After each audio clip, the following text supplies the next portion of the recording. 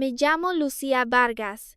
Tengo 26 años y soy médica forense de la Comisaría Central de Madrid.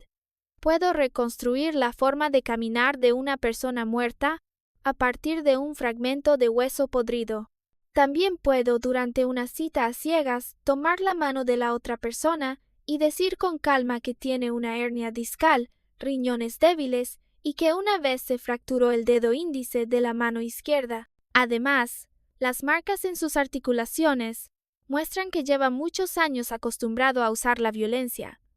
Por eso, gracias a mis propias habilidades, permanecí soltera durante 26 años, hasta que un día, el comisario Herrera me llamó a su oficina. Me miró con una expresión a la vez seria y desesperada, y dijo que sus superiores querían promover la imagen de una policía cercana al pueblo. Y la forma que se les ocurrió fue lanzarme a mí, una médica forense que pasa el año oliendo formalina y sangre seca, a un reality de citas muy popular llamado Señales del Corazón. Mi misión era muy sencilla: no diseccionar conocimientos forenses delante de las celebridades, no asustar a los invitados, no convertir el programa de citas en una escena de autopsia. Solo tenía que aguantar 2 episodios y luego ser eliminada. Con eso, la misión se consideraría cumplida. Pensé que no sería difícil. Después de todo, con mi personalidad, ser eliminada era cuestión de tiempo. Pero no esperaba que, el primer día al entrar en el plató de grabación, mi deformación profesional volviera a aparecer. La primera persona que se acercó a saludarme fue Álvaro Medina. Era un joven idol extremadamente popular, con un rostro luminoso, el cabello castaño perfectamente peinado y una sonrisa capaz de hacer gritar a millones de fans en Internet. Me tendió la mano, con una voz dulce, como si hubiera sido entrenada en cientos de entrevistas. «Hola, señorita Lucía. Soy Álvaro Medina. Miré aquella mano. Las falanges eran más grandes y ásperas de lo necesario. En la zona entre el pulgar y el índice tenía callos gruesos. La palma no parecía la de alguien que solo sostiene micrófonos o practica coreografías. Era una mano que había apretado objetos pesados, que había repetido una y otra vez movimientos de golpear hacia abajo con fuerza. Aún así, le estreché la mano. En cuanto la punta de mis dedos tocó los huesos de la mano de Álvaro, en mi mente aparecieron innumerables datos fríos como un informe de autopsia. Huesos metacarpianos densos. Articulaciones sometidas a mucha carga. Un olor metálico muy tenue, como sangre vieja cubierta por una capa de perfume barato, y olor a hierba gatera. Álvaro pensó que lo miraba porque estaba fascinada. La comisura de sus labios se curvó, y en el fondo de sus ojos apareció un leve desprecio hacia una persona ajena al mundo del espectáculo como yo. Retiré la mano y miré directamente su pecho. «Señor Medina, le recomiendo hacerse una radiografía torácica». Su sonrisa se congeló. «¿Qué ha dicho?» Sus costillas, tercera y cuarta del lado izquierdo, se fracturaron hace aproximadamente medio año. La consolidación no fue buena, y es posible que se haya formado callo óseo. Últimamente, cuando baila, siente opresión en el pecho o dificultad para respirar. Todo el plató quedó en silencio durante un segundo. Luego los comentarios del livestream explotaron. Sus fans me insultaron diciendo que estaba loca. Algunos dijeron que quería aprovecharme de su fama. Otros recordaron que, medio año atrás, Álvaro se había tomado un descanso temporal, alegando un fuerte resfriado. El rostro de Álvaro cambió muy rápido. Por instinto se cubrió el pecho y su voz se elevó. «No diga tonterías, yo debería haberme callado. De verdad, sabía que debía callarme. Pero mi mano fue más rápida que mi razón. Di un paso hacia él y presioné suavemente la zona bajo sus costillas. Álvaro gritó de dolor, doblándose como un camarón hervido. Un sudor frío le brotó en la frente. Retiré la mano y lo miré con lástima. Parece que la densidad ósea tampoco es buena. Recuerde tomar calcio. En ese momento, supe que mi carrera dentro del reality de citas probablemente terminaría el mismo primer día. Me giré, pensando en buscar un rincón apartado para sentarme a esperar a que el equipo del programa me invitara a salir. Pero justo entonces, sentí una mirada deslizarse por mi espalda, fría, fina y afilada como un bisturí. Giré la cabeza. En un rincón oscuro del plató, había un hombre sentado. Diego Valverde, el actor más prestigioso de España, el hombre llamado el sueño perfecto de millones de espectadores. Llevaba una camisa negra abotonada hasta el cuello, sus rasgos eran limpios y su presencia serena, como una estatua de mármol colocada bajo las luces del escenario. Pero lo primero que miré no fue su rostro, fue su cuello.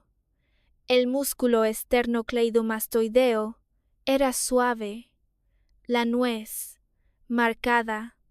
La curva de sus vértebras cervicales era casi perfecta. Si se usara como espécimen anatómico, sin duda sería de un nivel digno de exhibirse en un museo. Me picaron un poco las manos. No era emoción romántica, era el reflejo profesional de una forense. Al ver un material demasiado hermoso, como si hubiera notado mi mirada, Diego se levantó y caminó hacia mí. El aire a su alrededor pareció bajar varios grados. Se detuvo frente a mí. Me tendió la mano con cortesía, con una sonrisa tan suave que no se le encontraba ninguna grieta. La capacidad de observación de la señorita Vargas es realmente especial.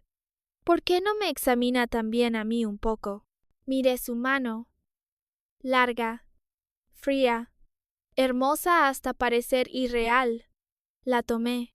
La sensación era como tocar jade frío, pero bajo el aroma de madera cara, percibí un olor muy tenue y muy familiar. Formalina. No solo formalina, también un poco de éter. Una persona normal no lo notaría. Pero para alguien que ha vivido durante años en salas de disección como yo, ese olor era tan claro como una alarma. Un actor alabado por toda la red, como amable, limpio y perfecto. ¿Por qué tenía olor a morgue? Deslicé la punta de mis dedos por su palma. Las líneas de la piel estaban muy bien ocultas. Todo era tan perfecto que resultaba sospechoso. Entonces lo noté. A su dedo anular izquierdo le faltaba una falange. No lo vi con los ojos. Su prótesis era demasiado refinada. Incluso las huellas dactilares estaban hechas casi sin fisuras. Pero los huesos no saben mentir. Allí estaba vacío. Me acerqué un poco más y hablé con una voz que solo nosotros dos podíamos oír. Señor Valverde, ¿dónde está el hueso de su dedo anular izquierdo? La sonrisa perfecta en el rostro de Diego por fin se agrietó apenas. Seguí susurrando. En totentelas, tendeceron eleven to life en mí, para limpiar la sangre de sus manos. Ni siquiera necesitó conservar el hueso. En los ojos de Diego, la ternura desapareció. Lo que quedó fue una quietud mortal, que erizaba el cuero cabelludo. Él me agarró la mano a su vez, con tanta fuerza que los huesos de mis dedos dolieron, pero ante la cámara parecíamos estar susurrándonos con intimidad. Señorita Vargas, dijo con voz ronca y baja, a veces saber demasiado hace que una persona duerma para siempre. Lo miré, y mi corazón latió más rápido, no por emoción, sino por miedo, y por el placer tembloroso que traía ese miedo. Sonreí. Entonces es perfecto. Me falta un esqueleto perfecto para conservar.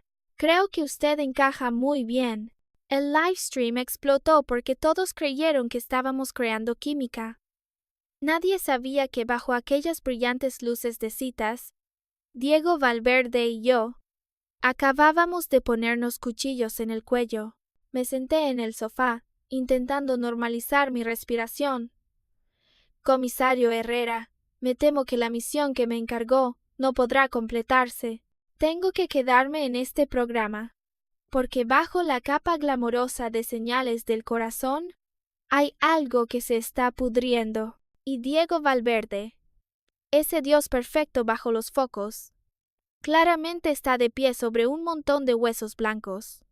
La siguiente grabación era la de primera impresión. Las invitadas femeninas tenían que elegir a su cita basándose en fotos de una parte del cuerpo de los invitados masculinos.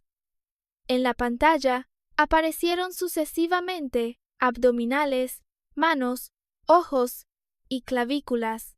Las demás se sonrojaban mientras comentaban las líneas atractivas.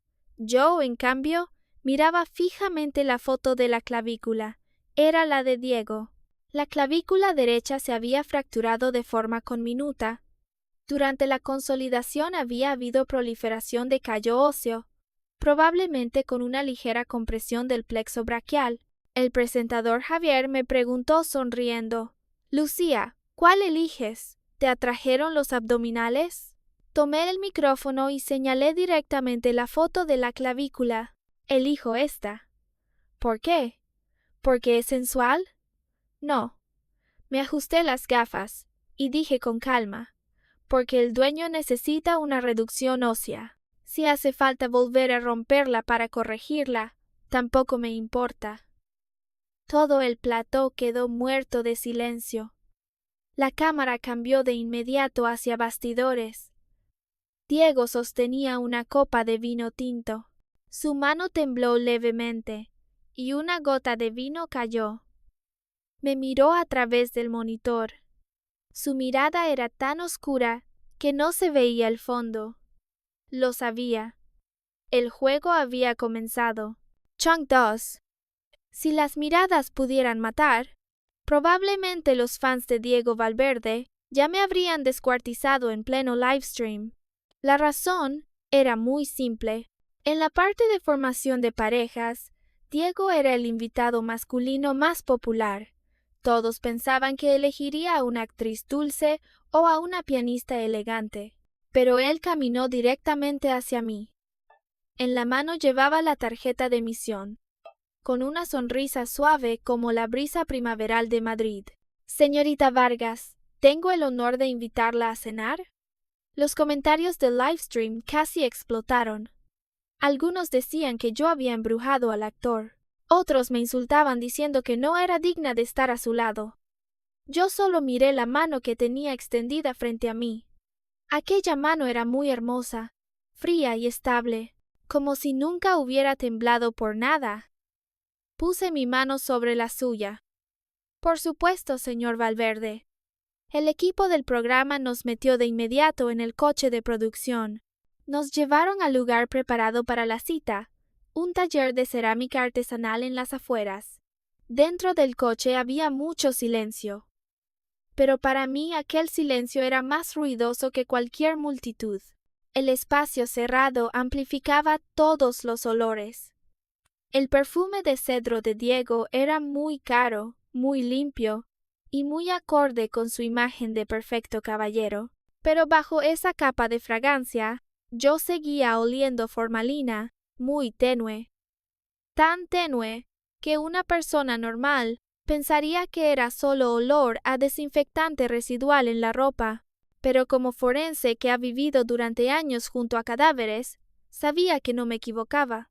Fingí marearme y apoyé la cabeza en su hombro. El cuerpo de Diego se puso rígido en un instante. Muy pronto se relajó e incluso ajustó la postura para que yo pudiera apoyarme con más comodidad. «¿No te encuentras bien?», preguntó. Su voz era grave. Salía de su pecho y fácilmente podía ablandar a quien la oyera. No respondí. Solo respiré hondo otra vez. Era formalina, también un poco de éter. Ese olor no podía venir del plató, y mucho menos de una sesión de fotos de moda. Solo pertenecía a una sala de especímenes, una sala de disección, una morgue, o algún lugar que no debería existir en la casa de un actor. Abrí los ojos justo cuando encontré la mirada de Diego bajando hacia mí.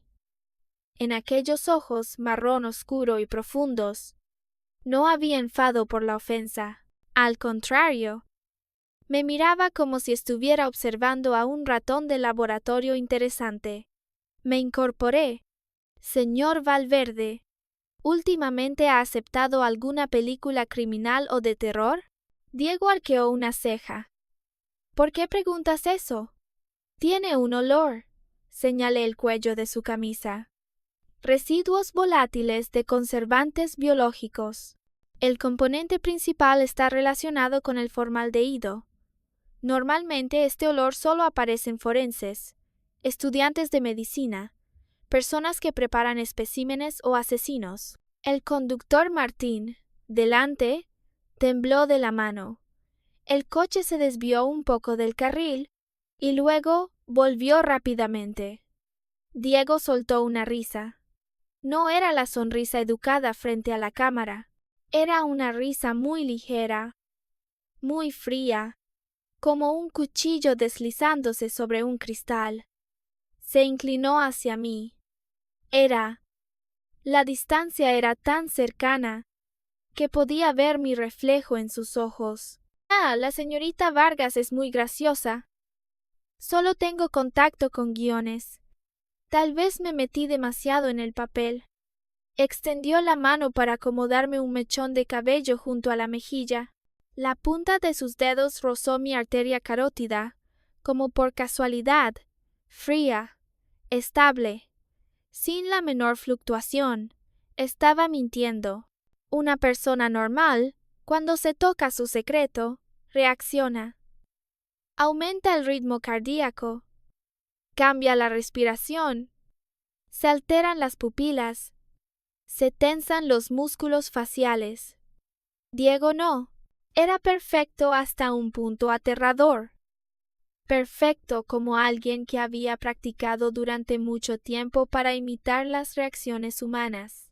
Miré aquel rostro exquisito e impecable, y en mi interior surgió de pronto un deseo extraño. Si arrancara esa máscara amable, ¿el esqueleto dentro de él también sería así de frío? Debería tener cuidado, dije. Si se mete demasiado en el papel, puede que no logre salir. Diego me miró un rato y curvó los labios. Eso no es asunto suyo. El coche se detuvo frente al taller de cerámica artesanal. La luz del atardecer cubrió a Diego con una fina capa dorada.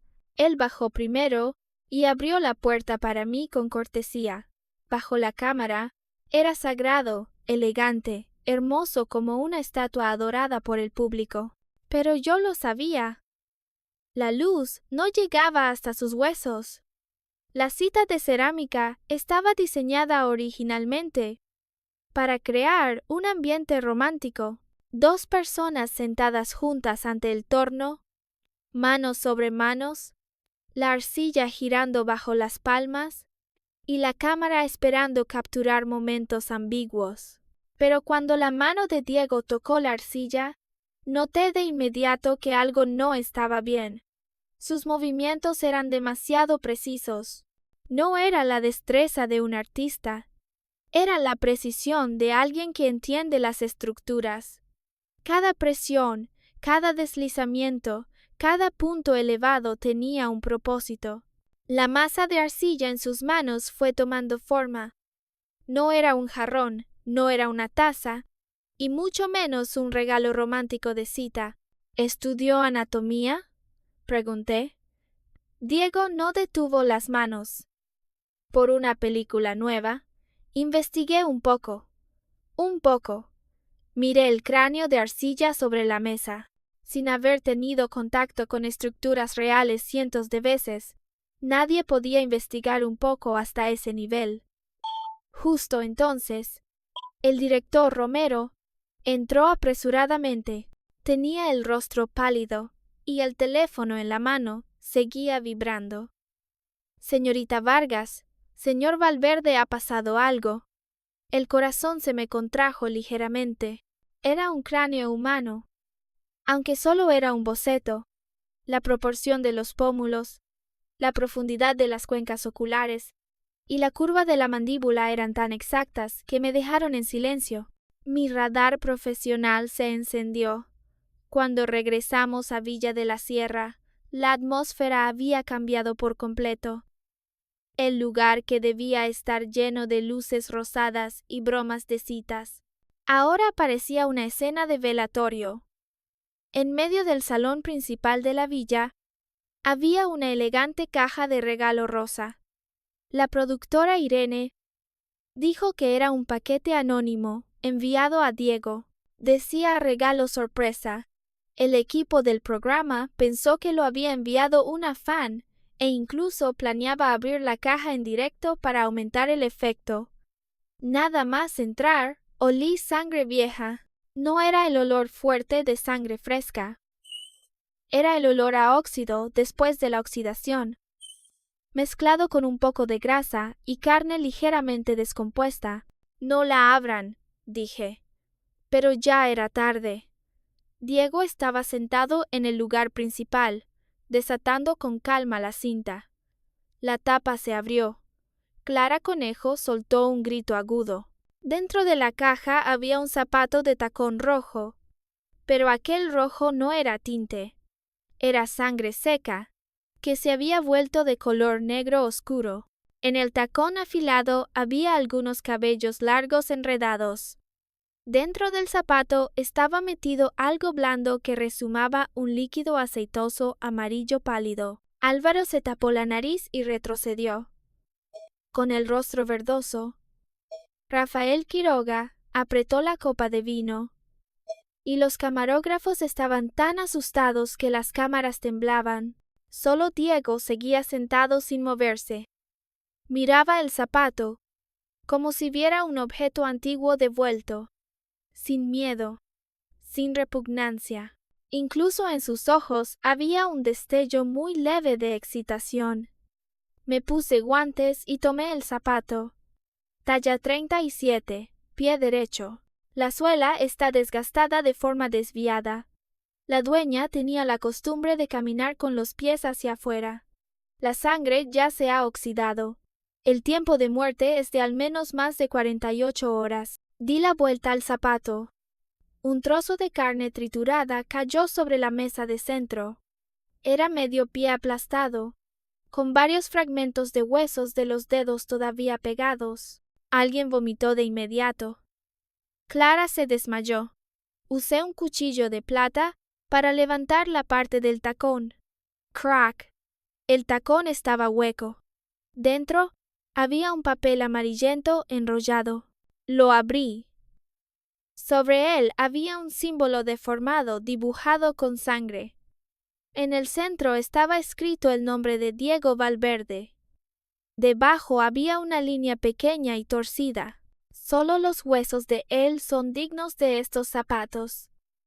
Toda la habitación cayó en un silencio mortal. Luego, estalló el caos. Algunos gritaban que era una maldición. Otros decían que había que llamar a la Policía Nacional. El livestream colapsó bajo una tormenta de comentarios. Pero yo sabía que ya era demasiado tarde. La noticia seguramente ya había subido por toda la red. Sosteniendo el papel, giré la cabeza para mirar a Diego. Él estaba sonriendo. La comisura de sus labios apenas se levantaba, pero no era la sonrisa de una víctima. Era la expresión de un depredador que acaba de oler sangre. Señor Valverde, agité ligeramente el papel en mi mano. Parece que alguien quiere cortarle el pie y meterlo en este zapato. Diego levantó la cabeza para mirarme. Su mirada atravesó aquella masa de sangre y carne y cayó directamente sobre mi rostro. Señorita Vargas, ¿no tiene miedo? Miré el medio pie sobre la mesa y luego lo miré a él. ¿Miedo? Dejé caer el cuchillo de plata sobre la mesa. El sonido metálico resonó con claridad. Solo temo que el corte del hueso no sea lo bastante limpio y desperdicie buen material. No era una broma. Tampoco era solo una amenaza dirigida a Diego. Era una provocación. Alguien había puesto un cadáver sobre la mesa de una forense. Y bajo las luces brillantes de este show de citas, por fin olí el verdadero olor de la oscuridad. Señales del corazón ya no era una misión de propaganda. Se había convertido en una escena del crimen. Y yo, por desgracia, empecé a sentir interés. Chang 3. El equipo del programa quería detener la emisión, pero la popularidad era demasiado alta. Los inversores no lo permitieron, así que Villa de la Sierra fue bloqueada por personal de seguridad. Mientras tanto, la Policía Nacional estaba de camino. Todos los invitados fueron retenidos en la zona de descanso de la planta baja para esperar el interrogatorio. Pero antes de que llegara la policía, el juicio en Internet ya había comenzado. Se filtró un video de vigilancia borroso. En el video, Diego acorralaba a una mujer de cabello largo contra una pared. En su mano, parecía sostener un objeto afilado. La mujer forcejeaba con violencia. El texto que lo acompañaba decía que Diego había maltratado a una exnovia. La dejó discapacitada. Y el zapato de tacón ensangrentado era la venganza de la víctima. En cuestión de minutos, la opinión pública cambió de dirección. El hombre que acababa de ser compadecido por recibir un paquete sangriento se convirtió de inmediato en un pervertido que debía ser expulsado de la industria del entretenimiento. Diego fue aislado temporalmente en la sala de descanso al final del pasillo. Fuera de la puerta había 2 escoltas vigilando. Ese nivel de vigilancia podía detener a paparazzi, pero no podía detenerme a mí. Usé la excusa de ir al baño. Aproveché un punto ciego de las cámaras y las habilidades de abrir cerraduras que aprendí de pequeña. En pocos segundos me colé en su habitación. La habitación estaba a oscuras. Diego estaba sentado en una silla junto a la ventana, jugando con un cigarrillo sin encender. La luz de la luna caía sobre su rostro. Dividía aquel rostro en 2 mitades, una clara y otra oscura.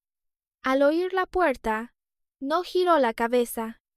Señorita Vargas, irrumpir así en la habitación de un artista masculino. ¿No teme ser cancelada? ¿Y si antes de que me cancelen lo mato a usted? Cerré la puerta con llave y avancé. Antes de que Diego pudiera reaccionar, me senté directamente sobre sus piernas. Su cuerpo se tensó durante un instante. Su mano intentó agarrarme la muñeca, pero yo fui más rápida. Mi mano izquierda le sujetó el hombro. La derecha presionó con precisión el seno carotídeo de su cuello. «No se mueva», dije en voz baja. «Solo necesito ejercer un poco más de fuerza y entrará en shock por bajada de presión. Sabe que puedo hacerlo». Diego se detuvo. Echó la cabeza hacia atrás para mirarme, y su nuez se movió bajo mi palma. «¿Qué pretende hacer? ¿Robarme la virtud?» «Quiero tocar sus huesos». Sin esperar su respuesta, mi mano ya se deslizó hacia abajo. Clavícula, esternón, costillas. A través de la fina camisa sentí cada línea ósea, cada grupo muscular, cada respiración suya. Una persona normal, al ser amenazada e invadida así, se pondría rígida, temblaría, el corazón se aceleraría y las pupilas se contraerían. Diego no. Su cuerpo estaba relajado como si estuviera sentado en un chequeo médico normal. Ritmo cardíaco estable. Respiración sin desviaciones. Sin miedo. Sin ira. Sin reacción instintiva. Se está controlando, dije. No. Para ser más exacta, ha aprendido a simular a una persona normal. Incluso la sorpresa al ver medio pie en la caja fue actuación. Su verdadero yo, en ese momento, estaba excitado, ¿verdad? La sonrisa cortés del rostro de Diego desapareció. Por primera vez, vi lo que había bajo aquella máscara perfecta, frío, vacío, como una sala de disección, con las luces apagadas. Señorita Vargas, dijo con una voz tan plana que daba miedo. ¿Sabe qué ocurre cuando se revela el truco de un mago? Lo sé. Solté la mano y me levanté de encima de él. Pero ahora alguien quiere destruirlo. Quien envió ese zapato lo entiende. Sabe que usted no es normal. Quiere estimularlo, obligarlo a mostrar su forma de monstruo frente a las cámaras y hacer que cargue con toda la culpa. Diego guardó silencio. Saqué el bisturí de mi bolsillo, y la hoja brilló bajo la luz de la luna. No me gusta arrestar personas. Solo me interesan los cadáveres, pero me gusta aún menos que otros toquen un espécimen que ya he marcado. Me incliné para mirarlo. Hagamos un trato, Diego Valverde. Usted será el cebo. Yo sostendré el cuchillo. Cuando atrapemos al que está detrás, sus huesos serán entregados a mí para conservarlos. Diego me miró durante mucho tiempo. Después extendió la mano y sujetó la hoja del bisturí. La sangre corrió por el metal y goteó sobre la camisa blanca. Sonrió. Esta vez, la sonrisa llegó de verdad al fondo de sus ojos. Trato hecho. Pero Lucía Vargas, tenga cuidado de no jugar hasta matarse. Después de todo, también sé comer carne humana. A la tarde siguiente, el equipo del programa siguió grabando. Empecé a sospechar que el director Romero no solo quería volverse famoso hasta la locura, quizá alguien lo estaba obligando a seguir grabando. La nueva parte era una escape room, con el tema hospital abandonado, después del paquete con restos humanos. Organizar un juego de hospital abandonado era, sin duda, una tortura psicológica. Álvaro se aferraba a Clara, diciendo una y otra vez que quería abandonar. Rafael permanecía inmóvil en una esquina, con el rostro sombrío. Mateo Serrano, un profesor de matemáticas común que casi no tenía presencia, se encogía detrás de todos, abrazaba con fuerza su bolso, y sus gafas gruesas reflejaban la luz fría. En cambio, yo sentí que volvía a casa. El altavoz sonó. Misión: encontrar la llave para abrir la salida en la morgue. Entramos en una habitación fría llena de telas blancas colgando. En el centro había 3 camillas de cadáveres. Sobre cada camilla había una sábana blanca, y debajo se distinguía una silueta humana. Álvaro retrocedió de inmediato. «Yo no voy a levantar eso, ni aunque me maten». Diego estaba a punto de avanzar, pero yo lo detuve. «No ensucie las manos del señor Valverde. El trabajo pesado déjemelo a mí».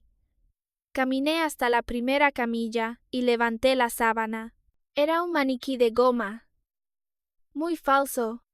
Chasqué la lengua. La rigidez no es correcta. Un cadáver no se endurece así. Todos me miraron con ojos que parecían suplicarme que me callara. Levanté la segunda. También era un maniquí. Cuando me coloqué frente a la tercera, ni siquiera necesité tocarla para oler algo distinto. Olor a sangre fresca. Olor al cuerpo perdiendo control después de la muerte. Un olor que ningún accesorio podía imitar con precisión. Mi mirada se hundió. Levanté la sábana con fuerza. Clara gritó. Esta vez no estaba actuando. Bajo la sábana había un hombre con el chaleco de técnico de producción. Tenía los ojos saltones, la lengua fuera y una marca de estrangulamiento morada y negra en el cuello. El cadáver había sido colocado en posición de rodillas, con la parte superior del cuerpo desplomada sobre la camilla. El dedo índice de la mano derecha estaba extendido, señalando una fila de taquillas metálicas. En la taquilla que señalaba había pegado un nombre: Diego Valverde.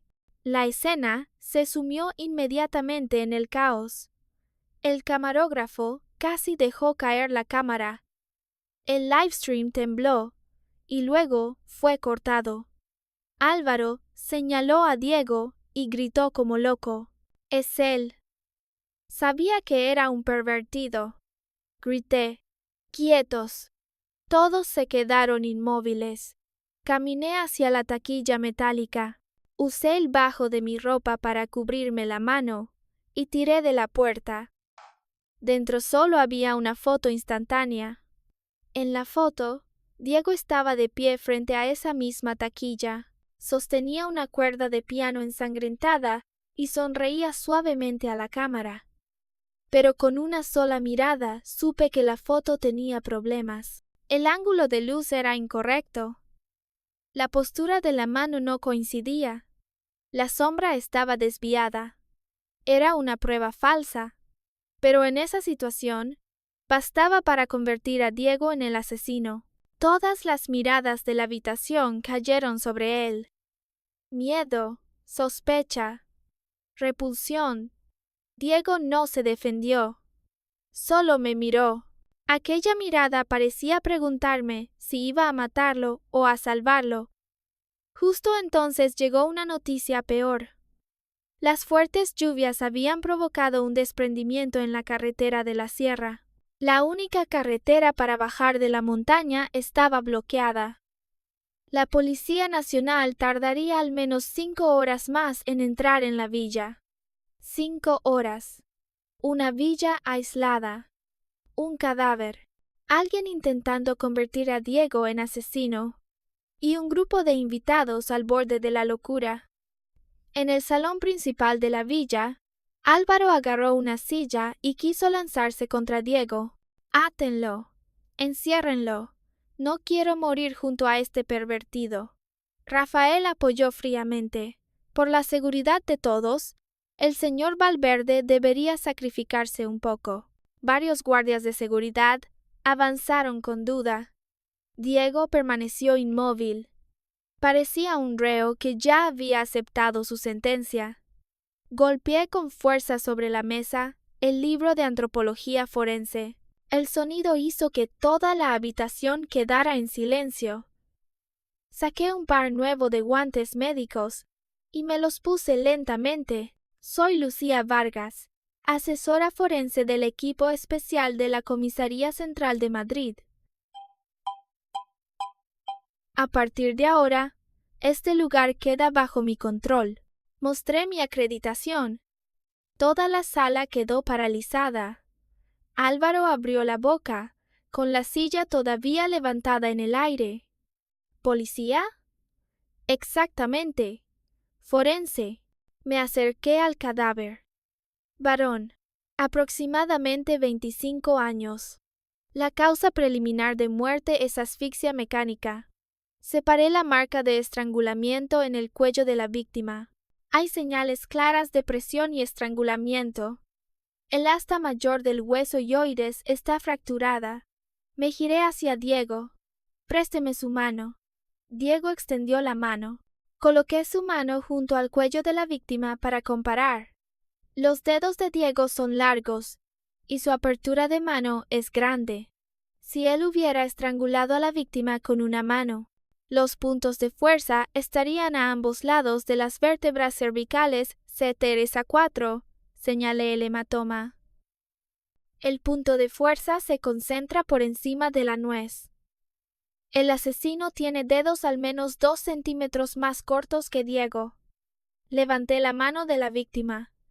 Bajo las uñas hay piel y sangre. Antes de morir, la víctima se resistió y arañó al asesino. Después de decirlo, giré la cabeza para mirar a Rafael Quiroga. Estaba en un rincón, con un cuello alto que lo cubría por completo. Con el calor que hace esta noche, señor Quiroga, ¿no se siente sofocado? El rostro de Rafael palideció. Estoy resfriado. Resfriado o no se atreve a dejar que otros vean. Di un paso hacia él y, sin darle tiempo a reaccionar, le bajé el cuello de golpe. Varias marcas de arañazos rojas y frescas quedaron al descubierto, carne recién desgarrada. Clara se tapó la boca. Rafael retrocedió, con la voz temblorosa. No fui yo, solo discutí con él. Cuando me fui, seguía vivo. Lo miré. Sabía que tenía problemas. Tal vez lavado de dinero. Tal vez se había reunido con alguien con quien no debía. Pero no era el verdadero asesino. El verdadero asesino no sería tan estúpido como para dejar expuestas las marcas de arañazos y esperar a ser atrapado. El verdadero cerebro sabía cómo montar una escena y cómo incriminar a Diego. Sabía usar el miedo de la multitud como un cuchillo. Rafael solo era una pieza empujada hacia la luz. El jugador real seguía escondido en la oscuridad. Miré de reojo al resto. Álvaro temblaba. Clara lloraba sin poder hablar. El director Romero se limpiaba el sudor sin parar. Mateo Serrano estaba de pie detrás de todos, con el rostro pálido y los hombros temblando, pero en los ojos detrás de sus gruesas gafas no vi verdadero miedo, solo vi una calma muy profundamente escondida. Demasiado limpio, demasiado inofensivo, y en un lugar podrido hasta este punto. La absoluta inofensividad es lo más sospechoso. Chunk 4. La lluvia seguía cayendo sin parar. A la villa de la sierra se había convertido por completo en una isla aislada. Rafael Quiroga fue encerrado temporalmente en el sótano. Había guardias de seguridad vigilando. Aunque sabía que no era el verdadero asesino, al menos era lo bastante sucio como para hacer que los demás tuvieran miedo y se quedaran quietos. Lamentablemente, esa calma no duró mucho. Las luces de la villa se apagaron de repente. La oscuridad devoró todo el salón principal de la villa. Solo quedaron algunas luces de emergencia emitiendo una luz blanca y pálida, haciendo que el rostro de todos pareciera el de un cadáver que aún no se había enfriado. Álvaro Medina se encogía junto a Clara Conejo. El director Romero y el director general Salazar susurraban entre ellos, esquivando la mirada una y otra vez. Mateo Serrano estaba sentado en un rincón, abrazando con fuerza su bolso contra el pecho, con los hombros temblando levemente. Yo estaba sentada en el sofá, haciendo girar el bisturí en mi mano. A mi lado, Diego Valverde levantó una copa de vino tinto y habló en voz muy baja. Gracias por lo de antes. No hace falta. No lo miré. Ya dije que sus huesos son míos. Antes de que muera en mis manos, nadie puede tocarlo. Diego soltó una risa leve. Rafael no es el asesino. Por supuesto que no. Miré hacia el segundo piso, completamente oscuro. Es lo bastante codicioso para lavar dinero, lo bastante cobarde para mentir, pero no lo bastante tranquilo para montar todo este escenario. Justo entonces, en el piso de arriba sonó un golpe pesado. Inmediatamente después, hubo un grito corto, y luego silencio. Me levanté de inmediato. El sonido venía de la habitación de Clara. Tomé el cuchillo y corrí escaleras arriba. Diego me siguió de cerca. La puerta de la habitación de Clara estaba abierta de par en par. Dentro no había nadie. La ventana estaba abierta, y la lluvia empapaba las cortinas. En el suelo había un pendiente caído, y una marca de agua que se extendía hasta el balcón. Álvaro llegó corriendo detrás de nosotros, con el rostro blanco como el papel. ¿Dónde está Clara? ¿Dónde está? Salí al balcón y miré hacia abajo. Debajo estaba el bosque detrás de la villa, negro como la tinta. No se veía a nadie. No había señales claras de arrastre. Solo la lluvia borrándolo todo. Revisen las habitaciones, le dije al director Romero. Hagan recuento de todos. 5 minutos después llegó el resultado. Excepto Rafael, encerrado en el sótano, todos estaban presentes, menos Clara. Álvaro casi se derrumbó. La han secuestrado. Es Diego. Seguro que es él. No respondí. Mi mirada se detuvo en la puerta de la habitación de Diego. La puerta estaba entornada. Me acerqué y la empujé.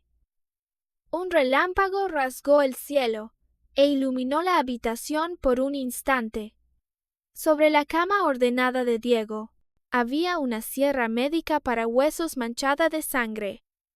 En la hoja aún quedaban restos de carne. Junto a ella estaba el otro pendiente de Clara. Todo el pasillo quedó muerto de silencio. Luego Álvaro gritó: ¡Es él! ¡Sigue siendo él! Él mató a Clara. Miré la sierra. Ese modelo de sierra me resultaba demasiado familiar. Era exactamente igual a lo que había brillado en mi mente la primera vez que vi el cuello de Diego. Alguien estaba imitando mis pensamientos, o mejor dicho, alguien intentaba convertir mis deseos oscuros en pruebas contra Diego. Diego estaba de pie en la puerta. Por primera vez, vi que sus ojos se oscurecían de verdad. No era miedo, no era simple ira. Era la sensación de una bestia peligrosa cuando alguien toca su territorio. Lucía Vargas, pronunció mi nombre completo. Parece que nuestro trato debe actualizarse. Envolví la sierra con la sábana. La escondí temporalmente en un lugar donde nadie pudiera tocarla antes de que llegara la policía. Luego regresé al salón. Álvaro seguía gritando y llorando que quería volver a casa. Lo agarré del cuello de la camisa y lo empujé con fuerza contra la pared. «Cállate». Le sujeté la muñeca y ejercí un poco de presión. De inmediato gritó: «¡Duele! Se ha roto». Cuando se fue la luz: «¿Dónde estabas?» «En el sofá». «Mentira». Miré el barro pegado a la pernera de su pantalón. «Tu muñeca tiene una hinchazón reciente. Parece una marca de apoyo fuerte sobre una superficie áspera. Saliste por la ventana». Álvaro rompió a llorar. «Fui a ver a mi manager. Ella es mi novia. Soy idol. No puedo hacer pública una relación. Así que solo podía verla a escondidas en el bosque. De verdad no maté a nadie. Lo solté. Un idiota por amor no da miedo. Lo que da miedo es la persona que aún no ha mostrado ninguna suciedad». Justo entonces arriba sonó un forcejeo. Diego bajó arrastrando a alguien. Era Clara. No estaba muerta. Se había escondido en el trastero del segundo piso, abrazando con fuerza una caja de joyas. La caja cayó al suelo, y anillos de diamantes, collares y relojes caros rodaron por todas partes. Todos eran objetos que habían desaparecido accidentalmente del equipo y de los invitados. Recogí un anillo. «Señorita Conejo, ¿cleptomanía compulsiva?» Clara lloró desconsoladamente. «No puedo controlarlo. Cuando veo cosas brillantes, quiero llevármelas. Cuando se fue la luz, pensaba trasladar las cosas, pero oí un ruido. Me asusté y me escondí en el trastero. Así, los secretos de cada persona fueron saliendo uno tras otro. Rafael lavaba dinero. Álvaro mantenía una relación secreta. Clara robaba. El director Romero ocultaba la presión de los inversores. Toda esta villa glamorosa, al quitarle la fachada, solo estaba llena de deseos podridos. Solo quedaba Mateo Serrano. Seguía de pie en la esquina, con el rostro pálido, tembloroso, limpio como una hoja en blanco, y en un lugar como el infierno, estar demasiado limpio era la mancha más sucia. Seguí a Diego hasta el vestuario. Necesitaba cambiarse la camisa manchada de sangre durante el caos. Me quedé en la puerta, haciendo girar suavemente el bisturí en la mano. ¿Tan poco confía en mí?, preguntó Diego. Temo que alguien más lo mate. La mano apoyada en el armario empezó a temblar con violencia. Su respiración se volvió pesada y rápida. Caminé deprisa hacia él. ¿Diego? En cuanto mi mano tocó su hombro, Diego se giró de golpe. Sus ojos estaban inyectados en sangre, sus pupilas dilatadas. Con una mano me apretó el cuello y me empujó con fuerza contra el armario. La sensación de asfixia me invadió, pero no entré en pánico. Miré su brazo con las venas marcadas y sentí que la fuerza de su agarre casi podía romperme el hueso ioides. Exacto, dije con dificultad. Esta fuerza es causada por una droga alucinógena estimulante. Diego apretó los dientes, como si intentara resistirse a algo dentro de su cabeza. Aléjate de mí, me gustan mucho sus huesos, pero todavía no quiero convertirme en huesos. Saqué la aguja de plata que ya había preparado.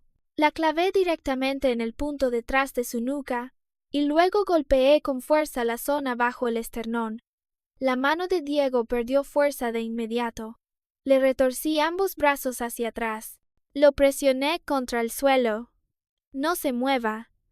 Voy a desintoxicarlo. Unos minutos después, el rojo en sus ojos fue desapareciendo poco a poco. Yació en el suelo, con el flequillo empapado de sudor. Por primera vez parecía una persona verdaderamente debilitada. ¿Quién lo hizo?, preguntó, la persona menos llamativa. Miré la lluvia al otro lado de la ventana. Mateo Serrano. 3 de la madrugada. El generador de respaldo fue reparado. Bajo mi consejo amistoso y el bisturí en mi mano, el equipo del programa aceptó reabrir el livestream. En apariencia era para informar que estábamos a salvo y pedir ayuda. En realidad era una trampa.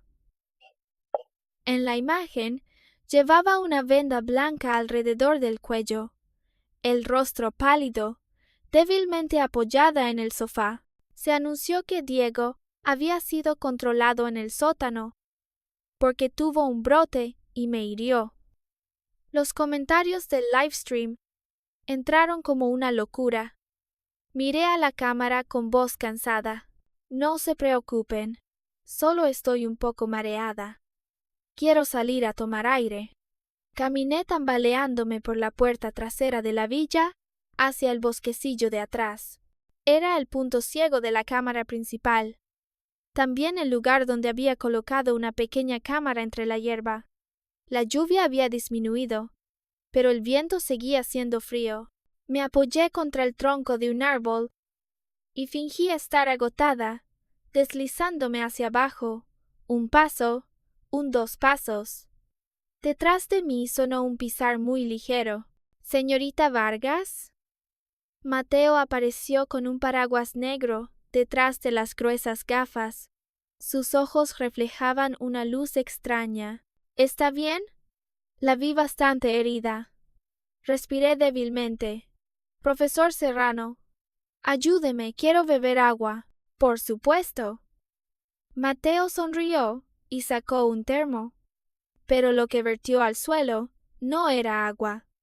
La hierba empezó a emitir humo blanco al instante. Ácido fuerte, suspiró.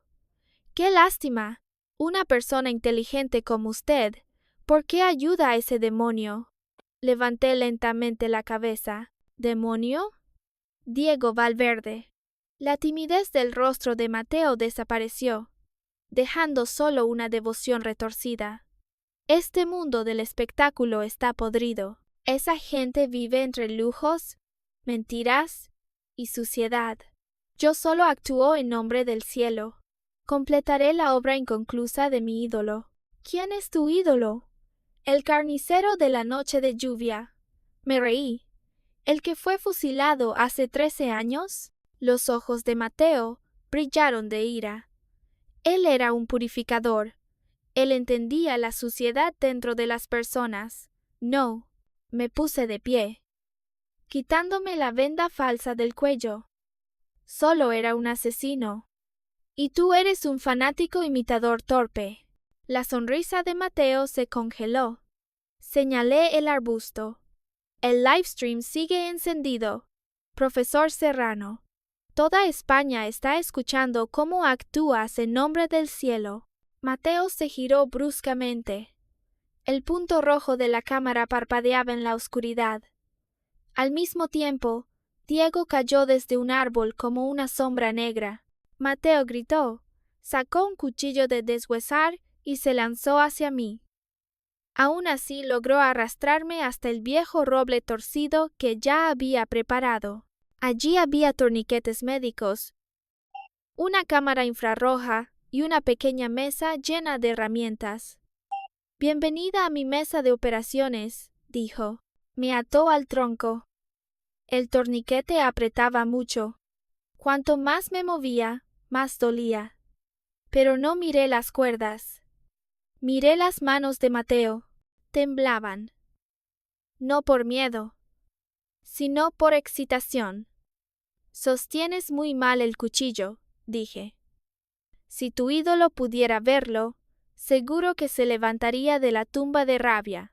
Mateo levantó el cuchillo. Cállate. Justo cuando la hoja bajó, Diego se abalanzó desde atrás. Los dos rodaron por el barro. Mateo blandía el cuchillo como loco.